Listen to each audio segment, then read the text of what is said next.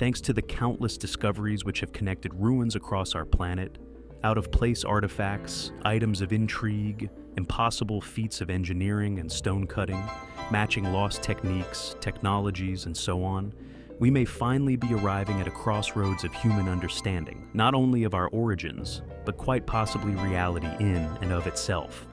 Proof feverishly collected, researched, and ultimately shared with you all, in an effort to reveal to the world the existence of this now mysteriously missing, yet once highly advanced civilization. In research into the origins of possibly the oldest yet little-mentioned ancient pyramid on Earth, found buried within Indonesia, led by Danny Hilman Netawijjaja of the Indonesian Institute of Sciences, and published in the journal Archaeological Prospection, the academics write that, quote, "The pyramid's core consists of meticulously sculpted massive andesite lava. The oldest construction element of the pyramid likely originated as a natural lava hill before being sculpted and then architecturally enveloped." They continue. This study sheds light on advanced masonry skills dating back to the last glacial period. This finding challenges the conventional belief that human civilization and the development of advanced construction techniques emerged only with the advent of agriculture approximately 11,000 years ago. The academics also claim that the builders must have possessed remarkable masonry capabilities. Predictably, the finds have received incredible hostility from fellow academics, with archaeologists around the world now attempting to rubbish the paper. Flint Dibble from Cardiff University told the journal Nature, "I am absolutely sure there is no clear evidence to suggest the buried layers were built by humans." Meanwhile, Bill Farley, an archaeologist at Southern Connecticut State University, has told the press, quote, "The 27,000-year-old soil samples from Gunung Padang, although accurately dated, do not carry hallmarks of human activity, such as charcoal or bone fragments. Yet we feel, and indeed from experience, that even if these samples did contain evidence of human activity, it would have simply been discredited and dismissed along with said finds as mere coincidence. The site would still continue to be claimed as a natural formation. Yet, I digress." Netawijjaja has responded to the criticism by saying, "We are really open to researchers around the world who would like to come to Indonesia and do some research programs on Gunung Padang." It would seem that Netawijjaja is well aware of the overwhelming evidence to support his claims, yet the academics attempting to trash his work seemingly reluctant to go to the site themselves. Do you not feel that this appears more to be a cover-up than a pursuit of truth? If it were a pursuit of truth, then no matter how outlandish a claim seem on the surface, it would be within their duty to prove or disprove such claims as fact. Instead, they merely go along with an already established paradigm. And indeed, everything which fits in with this fallacy, anything else must be rejected, discredited, and ignored. With the archaeologists who do prove these factors to themselves, even then still unable to accept it as a reality, as if this truth forbidden, punting in favor of these structures having been the work of an unknown species, rather than the existence of a lost history. Who built the Gunung Padang Pyramid? Does Netawijjaja possess yet more proof corroborating the claims we have been making for over a decade? Are we arriving at critical mass where we see a paradigm shift towards the truth? I certainly hope so, for it will be a journey of discovery we shall all find highly compelling. Did a now lost civilization once have access to laser cutting technology? Although initially one might scoff at such a suggestion, once presented with the many pre-flood ruins which still dot our planet, particularly those left within modern-day India, the question soon appears valid. Ruins such as Kailash Temple, or indeed the many others found within the Ellora system. Man-made monuments once cut straight from the earth, flawless and glistening with excruciatingly executed details and symmetry. Not only was the artistic vision of the builders awe-inspiring, but how they accomplished such fine finishes, or indeed such intricate detail, escapes our modern understanding. And although these temples and the many other megalithic features, such as the enormous stone chariots within Hampi, once pulled by entire herds of elephants, are all astonishing relics of this forgotten world, the real jewel in the crown of ancient India and this now lost civilization's accomplishments therein, undoubtedly the caves, Kondana Cave. Tucked away within the small town of Kondana, it is predictably little shared within academic circles, Ultimately, we feel due to an absence of any explanation as to how such a feat was achieved, carved with such precision. It appears as if to be a modern architectural structure. Yet the reality somehow, somewhere within our distant past, a group were able to manifest this wonder straight from solid stone. Although many within the funded world will attest to them being created from sheer determination and laborious suffering, pinned upon archaeologically studied groups within our distant yet more recent, and as such better known past these ancestors, thanks specifically to our depths of knowledge surrounding them, thanks to the many funded and recorded archaeological excavations, were clearly incapable of such feats.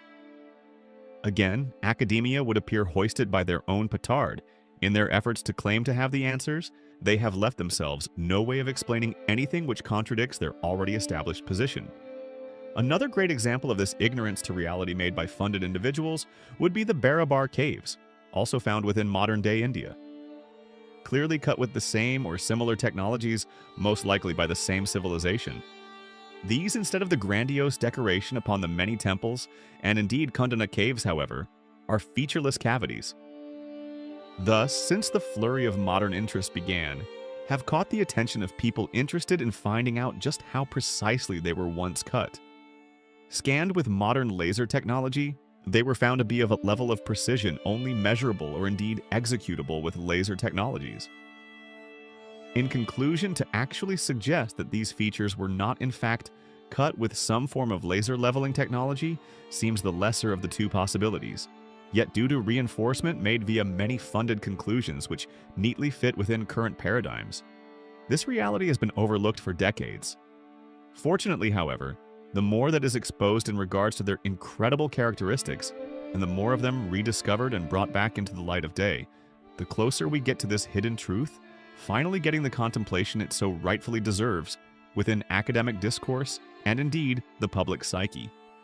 Who cut the Kundana caves? What technology did they use to cut them? What happened to them, or indeed their knowledge?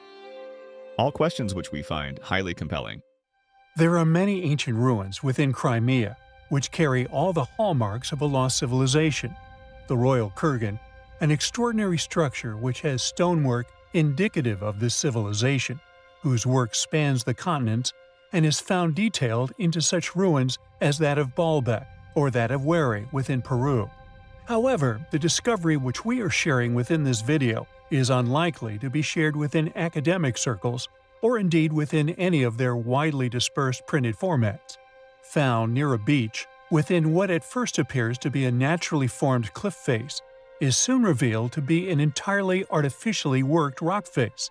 Within the narrow openings is revealed quarried caverns of significant size, once excavated long ago within our past, yet displaying tool marks unquestionably left by advanced technology. Modern quarries, for example, would incorporate giant circular saws attached to machines to liberate stones of this scale, leaving similar scars within the rock. How an ancient civilization undertook these feats is a complete mystery. However, the grooves left within these scars rapidly change depth from inch to inch, as if the cut was made by an energy beam. They are also incredibly thin in some areas, something we only can achieve with water jets or laser beams. It does, however, reveal where the stone possibly came from to create the ancient structures also throughout Crimea, which also escape current explanation. These tool marks can not only be found within Crimea, they have now been identified the world over: the basalt floor of Giza, the many unfinished obelisks, the ruins of India, all display this incredible ability to manipulate and shape rock. We feel the evidence for at least one advanced civilization still lost within our past is now overwhelming. Who cut these incredible quarries? How did they cut this stone from the bedrock? What tools did they use? Is this proof that there was advanced technology long ago here on Earth, one that has been all but lost to entropy? What happened to this civilization? What other things did they achieve yet to be revealed? These are all questions, and indeed journeys of discovery, which we find highly compelling. The Royal Kurgan, undoubtedly an astonishing, highly unusual ancient structure. One of many such structures found within the local area, yet the Royal Kurgan the most impressive by far.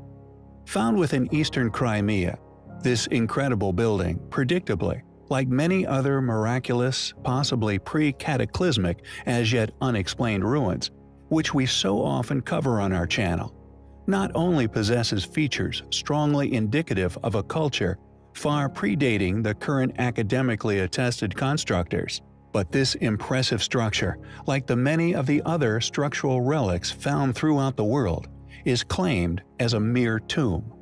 We hypothesize this is due to their inexplicable nature, revered by our more recent ancestors, and as such, selected burial locations for rulers of these more modern, well-studied residents of the area, with the Royal Kurgan being no exception. According to academic study, it was apparently created with the sole purpose of being that of a tomb, constructed for the ruler of the Bosphorus kingdom within the 5th century BC. We postulate, however, that these structures were merely reused as tombs, subsequently becoming locations of worship for these once powerful individuals. Our claim that the Kurgan far predates these technologically challenged, academically claimed cultures is also strongly supported by architectural evidence found elsewhere on Earth, sharing unmistakable, compelling characteristics with other well-known ancient structures we have previously covered, which we postulated, due to the great antiquity of the structures, were undoubtedly surviving relics of a now lost pre-Diluvian civilization. It is unquestionably an enigmatic structure, with its most unusual and also recognizable feature being the mysterious, almost unique shape of its stonework. However, most intriguingly, this uniquely shaped stonework is a feature also found within the fortress of Nimrod, located upon the southern slopes of Mount Hermon, located an impressive 1,300 miles away. We find the chances of this extremely unusual type of masonry being made and subsequently used on these separate structures a mere coincidence highly unlikely. It is far more likely, regardless of the extreme distance between the structures, that they were, in fact, built by the same people, a group of highly capable constructors currently ignored by academia. We find it to be a far more likely, logical hypothesis that this mysterious group built the Royal Kurgan for an as yet unexplained purpose, using stone-shaping methods unique to them. Furthermore, as covered previously, just like Nimrod Fortress, located by New Earth Channel, there is yet another ruin built with these same easily identifiable blocks, found within the oldest foundations of the ancient ruins of Jerash in Jordan. This lost civilization's unique finish to their stonework, incorporated into each build, fortunately makes connecting these builds to the same constructors seemingly undeniable. And due to the fact that the Fortress of Nimrod and Jerash alike feature this stonework at foundation level, officially recognized as the oldest portions of both sites, we can logically presume that the Royal Kurgan not only shares the same constructor, but also likely shares the same tremendous antiquity. What's more, due to the sheer size of some of the stones utilized within Nimrod, indicates that it is existing work, created using lost knowledge, thus built by a lost civilization. Who built the Royal Kurgan within eastern Crimea? The surviving foundation at Jerash in Jordan, or indeed the original structure found at Nimrod's castle? Were these structures built by the same, once highly capable, highly advanced ancient civilization? If not, why do they share such an unusual, unique style of stonework? What was the Royal Kurgan built for? When was it built? We find its enigmatic shape, construction technique, and indeed seemingly identical stone characteristics, linking it to the other ruins of tremendous antiquity, each located thousands of miles apart. Highly compelling.